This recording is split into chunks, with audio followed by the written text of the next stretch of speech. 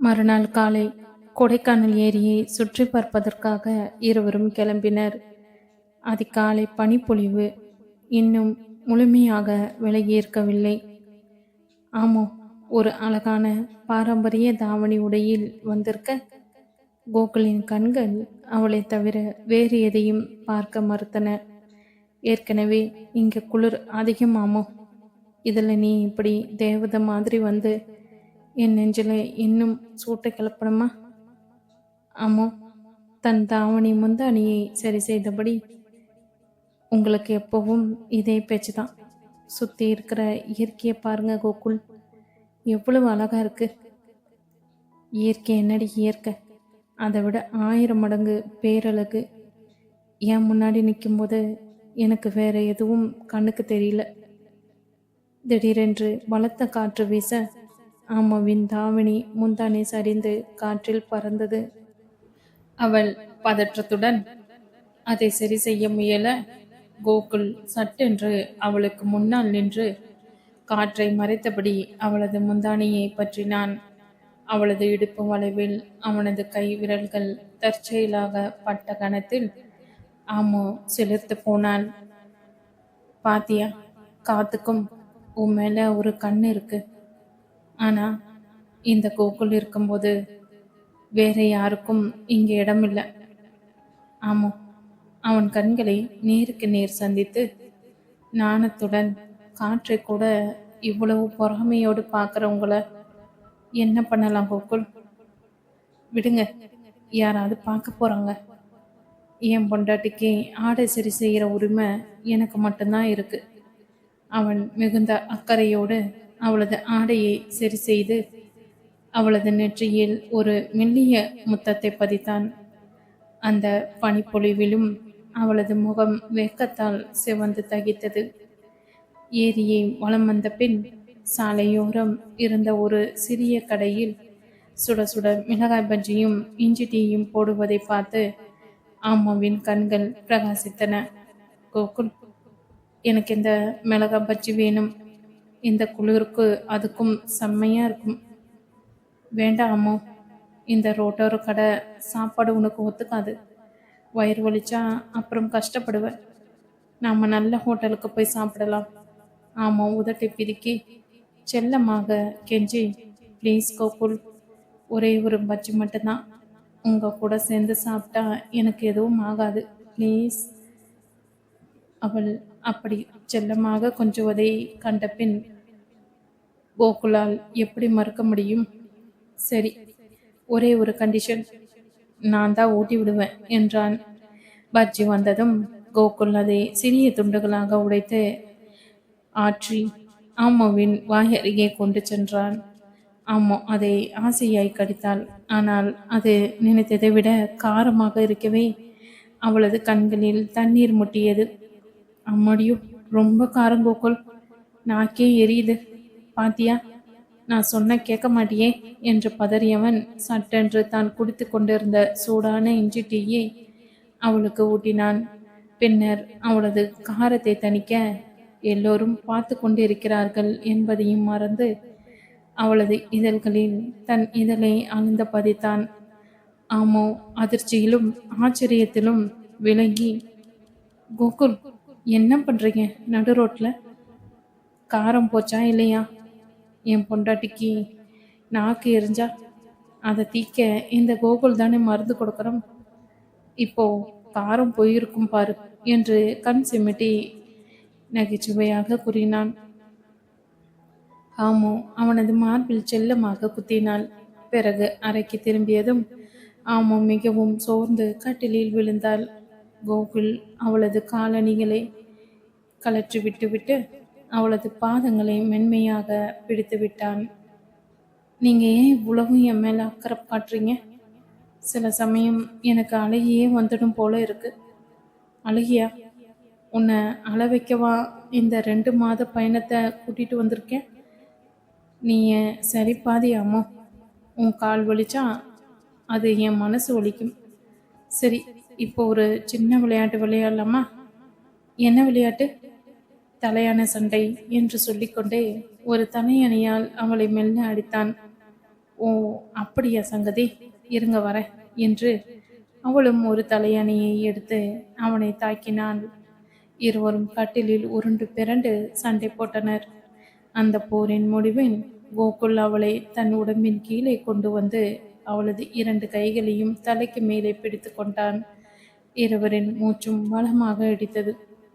இப்ப சொல்லு, யார் ஜெயிச்சது? நீங்க தான். எப்பவும் நீங்க தான் ஜெயிக்கிறீங்க. ஆனா இந்த தோல்வி எனக்கு ரொம்ப பிடிச்சிருக்கு கோகுல். அவளது வார்த்தைகள் அவனுக்குள் இருந்த கதவுகளை திறந்தன.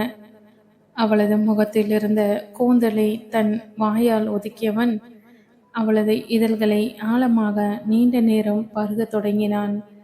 இந்த முறை அவனிடம் எந்த அவசரமும் இல்லை. அணு அணுவாக அவளை ரசிக்கும் தீராத தாகம் மட்டுமே இருந்தது. ஆமாம், அவனது அணைப்பில் முற்றிலும் உருகி போனாள். அடுத்த நாள் விடியற் காலை அருகில் இருந்த ஜக்கூசி தொட்டியில் வெந்நீரை நிரப்பினான் கோகுல். ரோஜா இதழ்களை அதில் தூவி ஆமாவின் கையை பிடித்து உள்ளே அழைத்துச் சென்றான். கோகுல், நான் மட்டும் குளிக்கிறேன், நீங்க வெளியே போங்க.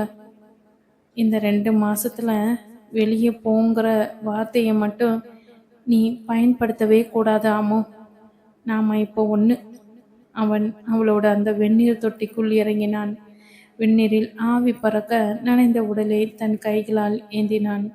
சோப்பு நுரையை அவளது தோளிலும் கழுத்திலும் மென்மையாக தேய்த்தான். ஈரமான கூந்தலை முகத்தில் பட்டு அவனுக்குள் ஒரு சிலிர்ப்பை ஏற்படுத்தியது. கோகுல், உங்க கை படுற இடமெல்லாம் எனக்கு ஏதோ புது உணர்வா இருக்கு. இதோ இந்த நொடி, இது நமக்கான நித்தியம். அவன் அவளை இன்னும் ஆழமாக தன் வசப்படுத்தி அந்த ஈரமான சொர்க்கத்தில் தங்களின் காதலை மீண்டும் ஒரு முறை ஆழமாக எழுதினான். வார்த்தைகள் மறைந்து அங்கே அவர்களின் இதய துடிப்புகள் மட்டுமே ஒலிகளாக எஞ்சியிருந்தன. அடுத்த நாள் மதியம் கொடைக்கானலின் பசுமையான பைன் மரக்காடுகளுக்கு இடையே குதிரை சவாரி செய்வதற்காக கோகுலும் ஆமாவும் வந்திருந்தனர். அம்மாவுக்கு குதிரை ஏறுவதில் ஒரு பக்கம் ஆசை இருந்தாலும் மறுபக்கம் லேசான பயமும் இருந்தது. பயப்படாதாமோ, நான் உன் பக்கத்திலே தான் வரப்போறேன். இந்த குதிரை ரொம்ப சாதுவானது. உங்களுக்கு சொல்ல எளிதா இருக்கு கோகுல். இது திடீர்னு மிரண்டு ஓடுனா நான் என்ன பண்ணுவேன்? நீ விழுறதுக்கு முன்னாடி உன்னை தாங்கி பிடிக்க என் கைகள் காத்துக்கிட்டு இருக்குடி பொண்டாட்டி. தைரியமா ஏறு. கோகுல் அவளை மெதுவாக குதிரையின் மேல் ஏறிவிட்டு தானும் மற்றொரு குதிரையில் ஏறி அவளோடு பக்கத்திலேயே வந்தான். மரங்களின் வழியே கசிந்த சூரிய வெளிச்சத்தில் குதிரையின் மேல் அமர்ந்து கொண்டு ஆமோ சிரித்து பேசியபடி வந்த காட்சி கோகுலின் மனதை அள்ளியது. கோகுல், நிஜமாவே இது ரொம்ப அழகா இருக்குங்க. மேலே இருந்து பார்க்கும்போது இந்த காடே புதுசா தெரியுது. அவர்கள் பேசிக்கொண்டே நகர்ந்தபோது தூரத்தில் ஒரு பெரிய பறவை திடீரென ரெக்கையை அடித்து கொண்டு பறக்க ஆமோ அமர்ந்திருந்த குதிரை சற்றே மிரண்டு முன்னங்கால்களை தூக்கியது. ஐயோ கோகுல், காப்பாத்துங்க என்று அலறியபடி பிடியை தவறவிட்டு குதிரையிலிருந்து கீழே சரிந்தாள். ஆமோ, கோகுலின் நெஞ்சு ஒரு நிமிஷம் துடிப்பதை நிறுத்தியது போல் இருந்தது. தன் குதிரையிலிருந்து கீழே குதித்தவன் புல்வெளியில் விழுந்து கிடந்த ஆமாவை நோக்கி பதற்றத்துடன் ஓடினான். அவளை தன் மடியில் அள்ளி போட்டு கொண்டபோது அவனது கைகள் நடுங்கின. ஆமோ, கண்ணை திரடி. எங்கேயாவது பலமா அடிபட்டுச்சா? சொல்லு ஆமோ, ப்ளீஸ். எனக்கு ஒரு மாதிரி ஆகுதுடி. ஆமோ, மெல்ல கண் விழித்து பயத்தில் வேகமாக அடித்து கொண்ட தன் இதயத்தை தேற்ற முயன்றாள். அவளது முழங்கையிலும் உள்ளங்கையிலும் லேசான செராய்ப்புகள் ஏற்பட்டு குருதி கசிந்திருந்தது. கோகுலின் கண்கள் கலங்கி முகம் வெளிரி போயிருந்ததை அவள் கண்டாள். கோகுல், அழாதீங்க, எனக்கு ஒன்றும் ஆகலை. லேசான கீறல் தான். நான் நல்லா இருக்கேன். கோகுல் அவளை தன் மார்போடு இறுக்கமாக கட்டிக்கொண்டு ஆவேசமாக சுவாசித்தபடி, முட்டாள், நான் சொன்னா பேச்சு கேட்காம குதிரை ஏறணும்னு அடம்பிடிச்சியே. உனக்கு ஏதாவது ஒன்று ஆகியிருந்தா நான் என்ன பண்ணியிருப்பேன்? என் உயிரே போயிருக்கும் தெரியுமா? அவனது கோபத்திற்கு பின்னால் இருந்த தாள முடியாத அக்கறையும் காதலும் ஆமோவை உருக செய்தது. அவள் தன் காயம்பட்ட கைகளையும் மறந்து அவனது முதுகை தடவி அவனது பதற்றத்தை தணித்தாள். அறைக்கு திரும்பியதும் கோகுல் ஆமோவை அப்படியே தூக்கி கொண்டு போய் மெத்தையில் அமர வைத்தான். அவளது முகத்தை பார்க்காமல் தீவிரமான முகபாவனையோடு முதலுதவி பெட்டியை எடுத்து வந்தான். இன்னும் என் மேல கோவமா கோகுல்? நான் வேணும்னா விழுந்தேன் என்று உதட்டை கடித்து கொண்டு செல்லமாய்க கேட்டாள். பேசாதாமோ, உனக்கு வலிக்குதோ இல்லையோ, இப்ப எனக்கு நெஞ்சு முழுக்க வலிக்குது என்றவன் அவளது உள்ளங்கையை கையில் எடுத்து பஞ்சில் மருந்து தடவி மெதுவாக துடைத்தான்.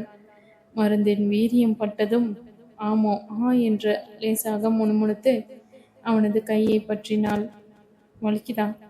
பொறுத்துக்கோ செல்லம், இப்ப சரியாயிடும் என்று சொல்லிக்கொண்டே அவளது உள்ளங்கையில் காயப்பட்ட இடத்திற்கு அருகில் தன் இதழ்களை பதித்து மென்மையாக ஊதினான். அவனது இதழ்களில் கதகதப்பு அவனது கைவழியே ஏறி உடலெங்கும் ஒரு புதிய சிலிர்ப்பை ஏற்படுத்தியது.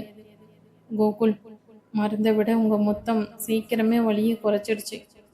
கோகுல் அவள் கண்களை நேருக்கு நேர் பார்த்து மெல்லிய புன்னகையுடன், அப்படியா சங்கதி? அப்போ இந்த முழங்கால் காயத்துக்கும் அதே மருந்து கொடுத்துட வேண்டியதுதான்.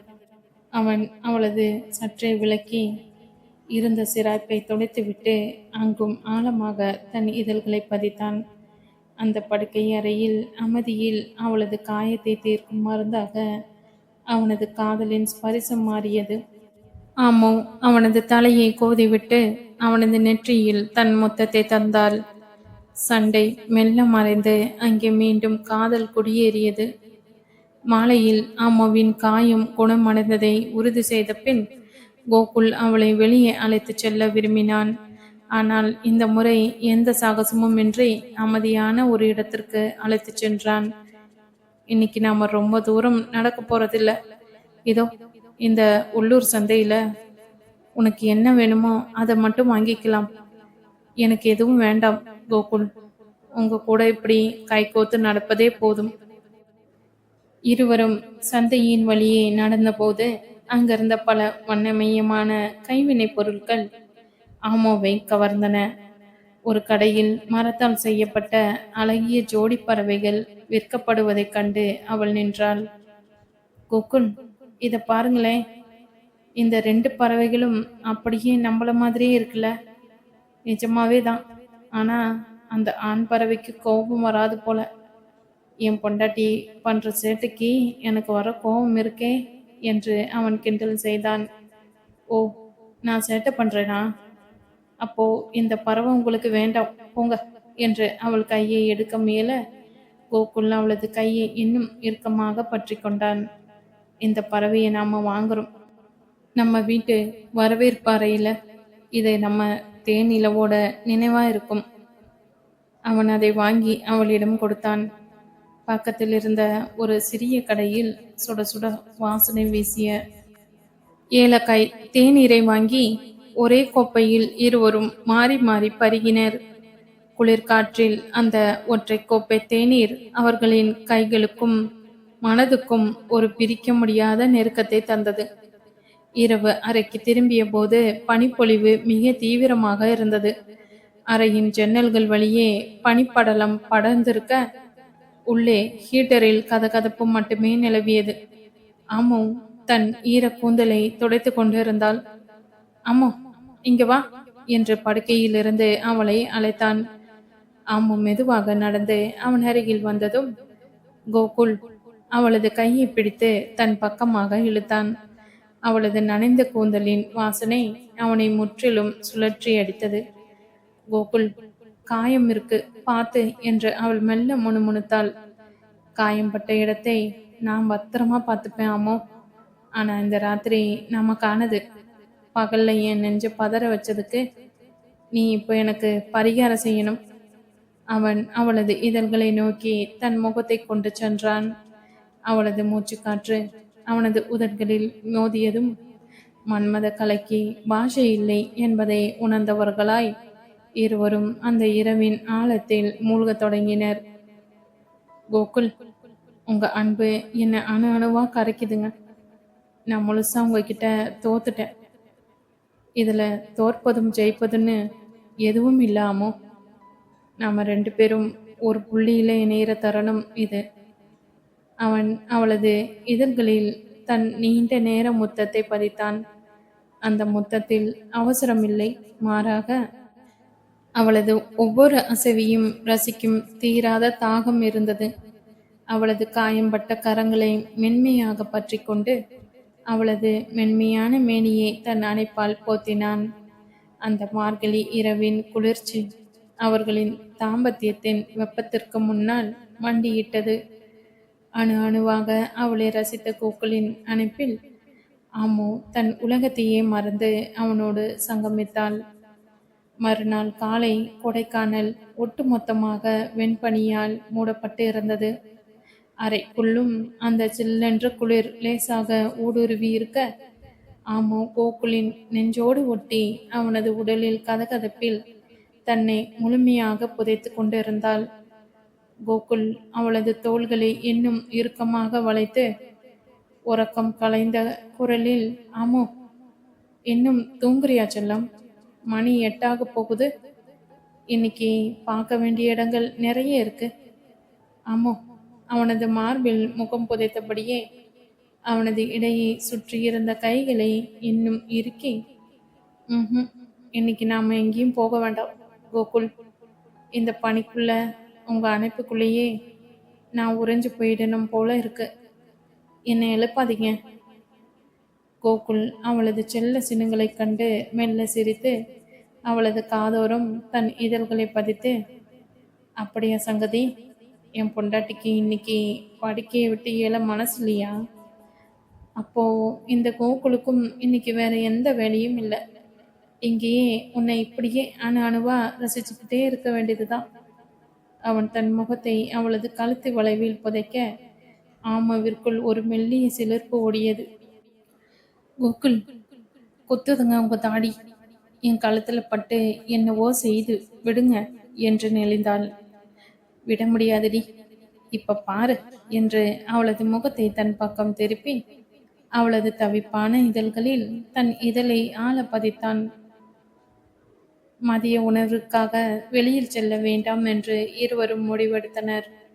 அந்த எஸ்டேட் பங்களாவின் சிறிய சமையலறையில் ஆமோ தனியாக ஏதோ செய்ய முயல கோகுல் சத்தமில்லாமல் பின்னால் வந்து அவளது இடுப்பை தன் பலமான கரங்களால் வளைத்து கொண்டான். கோகுல், எப்ப பார்த்தாலும் இப்படி பின்னாடி வந்து பயமுறுத்துறதே உங்களுக்கு வேலையா போச்சு. கையில சுடு தண்ணீருக்கு தள்ளுங்க. பயமுறுத்துறதுக்கு என் வேலை இல்லாமோ என் பொண்டாட்டிய காதலிக்கிறதா என் வேலை. இன்னைக்கு என்ன சமையல் நடக்குது? வாசனை ஆளை தூக்குதே. உங்களுக்கு பிடிச்ச சுட சுட மிளகு ரசமும் உருளைக்கிழங்கு வறுவலும் பண்றேன். நேற்று காரம் சாப்பிட்டு நாக்கு வெந்துச்சுல, அதான் இன்னைக்கு பத்திய சாப்பாடு. ஓஹோ, என் மேல இவ்வளவு அக்கறையா? ஆனா எனக்கு இந்த ரசத்தை விட உன்னோட இந்த இதழோட ருசிதான் ரொம்ப பிடிச்சிருக்கு என்று அவளது கன்னத்தை கிள்ளினான். உங்ககிட்ட பேசி ஜெயிக்க முடியாது. பேசாம அந்த தட்டுகளை எடுத்து டைனிங் டேபிளில் வைங்க, பசிக்குது. உணவு தயாரானதும் இருவரும் அருகருகே அமர்ந்தனர். கோகுல் தட்டை தன் பக்கம் இழுத்து, இன்னைக்கு நாம தனித்தனி தட்டில் சாப்பிட போறதில்ல, ஒரே தட்டு. நான் உனக்கு ஊட்டுறேன், நீ எனக்கு ஊட்டு என்றான். குழந்தை மாதிரி அடம் பண்ணாதீங்க கோகுல், நீங்களே சாப்பிடுங்க. நான் அடம் பண்ணுவேன், என் பொண்டாட்டிக்கிட்ட இல்லாம வேற யார்கிட்ட பண்ணுவேன் என்று ஒரு உருண்டை சோற்றை எடுத்து அவளுக்கு ஊட்டினான். ஆமாவும் காதலோடு அவனுக்கு திருப்பி ஊட்ட அந்த எளிய மதிய உணவு எந்த ஒரு 5 நட்சத்திர ஹோட்டல் உணவை விட அவர்களுக்குள் பேரன்பை நிறைத்தது. மாலை நேரத்தில் பங்களாவை சுற்றியிருந்த பரந்த ஏலக்காய் தோட்டத்திற்குள் இருவரும் கைகோத்து உலாவச் சென்றனர். ஏலக்காயின் நறுமணமும் பனிமூட்டமும் அந்த இடத்தையே ஒரு பிரத்யேக கவிதை உலகமாக மாற்றியிருந்தது. கோகுல், இதை பாருங்களேன். நம்ம 2 பேரோட நிழலும் தரையில விழும்போது எப்படி ஒண்ணா தெரியுது பாருங்க.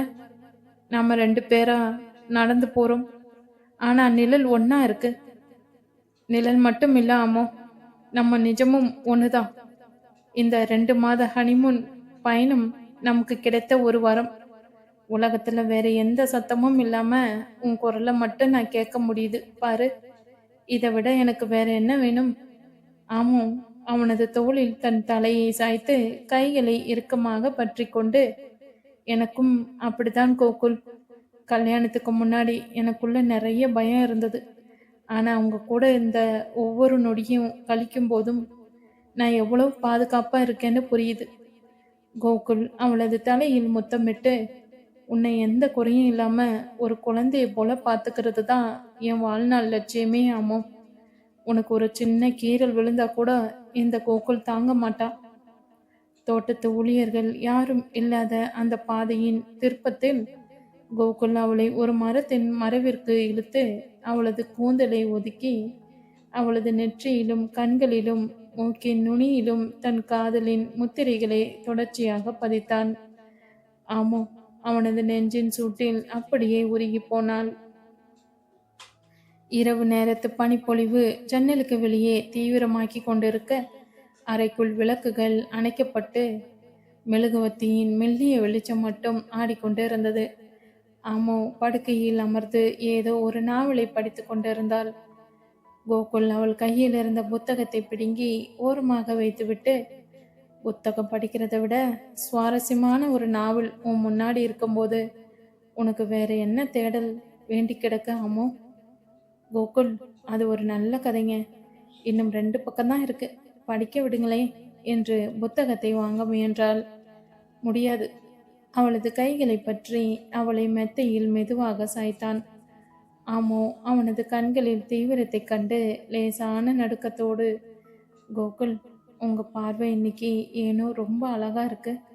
இது காதலோட உச்சண்டி. உன் உடம்போட ஒவ்வொரு அணுவிலும் என் அன்பு எப்படி கலக்குதுன்னு மட்டும் பாரு. அவன் அவளது இதழ்களை மீண்டும் சிறைப்பிடித்தான். இந்த முறை அவளது இதழ்களிலிருந்து அவனது தாகம் தணியவே இல்லை. நீண்ட நேரம் நீடித்த அந்த இதழ் முத்தங்களுக்கு பின் அவர்கள் சொர்க்கம் சுகம் கண்டனர். ஆமோ, குளிரில் நடுங்கியபடி கோகுலின் கம்பீரமான உடலோடு மேலும் ஒட்டிக்கொண்டாள். கோகுல் அவளது நடுங்கிக் கொண்டிருந்த தோள்களை தன் பலத்தை கரங்களால் இழுத்து அணைத்து, என்ன அம்மா இவ்வளவு குளிர்தா? இதோ இந்த ஒற்றை போர்வையை இன்னும் இழுத்து போத்திக்கோ. ஆமோ அவனது நெஞ்சு கூட்டில் முகம் புதைத்து பற்கள் கிட்டிட்ட குரலில், இந்த கம்பளி போர்வை தராத ஒரு கதகதப்பு உங்க மார்பில் இருக்கு கோகுல். என்னை இன்னும் கொஞ்சம் இறுக்கமா பிடிச்சுக்கோங்க ப்ளீஸ். கோகுல் அவளது கொஞ்சலான பேச்சில் உருகி அவளது காதோர கூந்தலை மெல்ல வருடி, என் செல்ல பொண்டாட்டி இப்படி உருகி பேசுனா இந்த கோகுல் என்ன செய்வான்? இப்ப பார், உன்னோட இந்த உரைப்பணி நடுக்கத்தை எப்படி விரட்டுறேன்னு. அவன் தன் முகத்தை மெல்ல தாழ்த்தி அவளது குளிர்ந்திருந்த இதழ்களில் தன் உதடுகளை பதித்தான். அது எவ்வித அவசரமும் இல்லாத ஆழமான அதிகாலை தழுவல். ஆமோவின் இதழ்கள் அவனது அணுக்கமான ஸ்பரிசத்தில் மெல்ல தகித்து சிவக்கத் தொடங்கின. அவளது கைகள் அவனது கழுத்துப்புறத்தை இன்னும் பலமாக வளைத்து கொண்டன. காலை சிற்றுண்டிக்காக ஆமோ சமையலறையில் மாவு பிசைந்து கொண்டிருந்தாள். அவளது கைகளில் வெள்ளை மாவு படைந்திருக்க கோகுல் சத்தமில்லாமல் பூனை போல பின்னால் வந்து அவளது மெல்லிய இடையை கவ்வி தன் வசமாக்கினான். கோகுல், எப்ப பார்த்தாலும் இப்படி திருட்டுத்தனமா வந்து வளைக்கிறது தான் உங்க வேலையா? கை முழுக்க மாவு இருக்கு, தள்ளுங்க. மாவு இருந்தா எனக்கு என்ன ஆமோ? என் பொண்டாட்டியோட இந்த வளைந்த இடுப்ப வளைக்கிறதுக்கு எனக்கு எந்த நேரமும் சம்மதம்தான். இன்னைக்கு என்ன ஸ்பெஷல்? உங்களுக்கு பிடிச்ச நெய் தோசையும் கார சட்னியும் பண்றேன். ஆனா நீங்க இப்படி நின்னீங்கன்னா தோசை கருகி போயிடும். அப்புறம் பசியோட தான் இருக்கணும். தோசை கருகுனா போகட்டும்டி. உன்னோட இந்த நாணத்துல என் நெஞ்சு கருகி போகுதே, அதுக்கு என்ன பண்ண போற? என்று அவளது மூக்கு நுனியை தன் மூக்கை தேய்த்தான். உங்ககிட்ட பேசி ஜெயிக்க ஒருத்தராலையும் முடியாது. பேசாம அந்த தட்டுகளை எடுத்து டேபிள்ல வைங்க. சாப்பாடு தயாரானதும் கோகுல் ஒரே ஒரு தட்டை மட்டும் எடுத்து வந்தான். இன்னைக்கும் நமக்குள் தனித்தனி தட்டு கிடையாது. இந்த ஒரு தட்டிலே தான் உனக்கு ஊட்ட போறேன் என்றான் அதிகாரமாய். குழந்தை மாதிரி அடம் பண்ணாதீங்க கோகுல். எல்லோரும் பார்த்தா என்ன நினைப்பா? இங்கே பார்க்கறதுக்கு யாரும் இல்லை அம்மோ. இந்த பங்களாவில் இப்போ நீயும் நானும் மட்டும்தான் என்று ஒரு துண்டு தோசையை சட்னியில் தோய்த்து அவளுக்கு ஊட்டினான். ஆமாவும் நன்றி அறிதலோடு அவனுக்கு திருப்பி ஊட்ட அந்த சமையலறை அவர்களின் அன்பால் தித்தித்தது. கொடைக்கானலில் அந்த அழகிய எஸ்டேட் பங்களாவின் அமைதி கோகுலுக்கும் ஆமாவுக்கும் ஒரு சொர்க்கமாகவே இருந்தது. ஆனால் கோகுல் ஒரு சாதாரண மனிதன் அல்ல.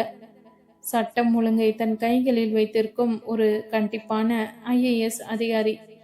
அன்று மாலை கோகுல் பங்களாவின் வரவேற்பறையில் அமர்ந்து சில முக்கிய அரசு கோப்புகளை மின்னஞ்சல் வழியே சரிபார்த்து கொண்டிருந்தான். கோகுல், காலையிலிருந்து லேப்டாப்பே பார்த்துட்டு இருக்கீங்க. இங்க பாருங்க, பனி எவ்வளோ அழகா விழுதுன்னு. அட்லீஸ்ட் அந்த சாலையோர கடையில் போய் சுட சுட ஒரு காப்பியாவது குடிச்சிட்டு வரலாம் ப்ளீஸ். கோகுல் கோப்பைகளை மூடிவிட்டு அவளது முகத்தை பார்த்து புன்னகைத்து, சாரிடா அம்மோ, ஒரு முக்கியமான ஃபைல்.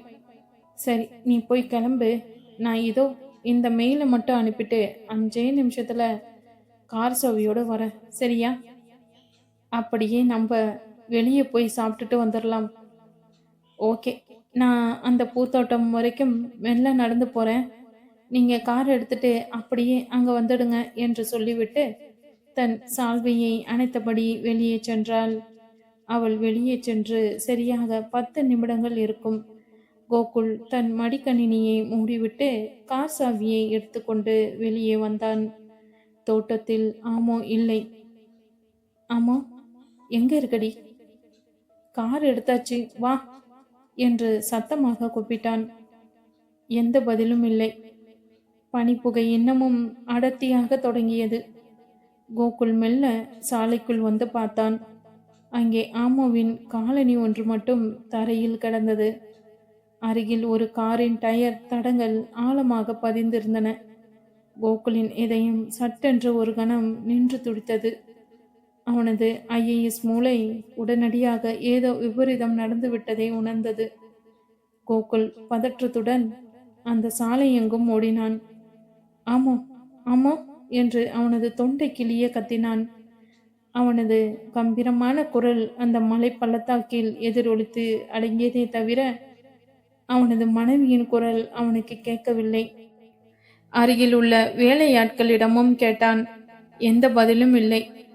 நாங்கள் யாரும் அவங்கள பார்க்கலையே என்று சொல்லி அவர்களும் ஆளுக்கு தேட ஆரம்பித்தனர்.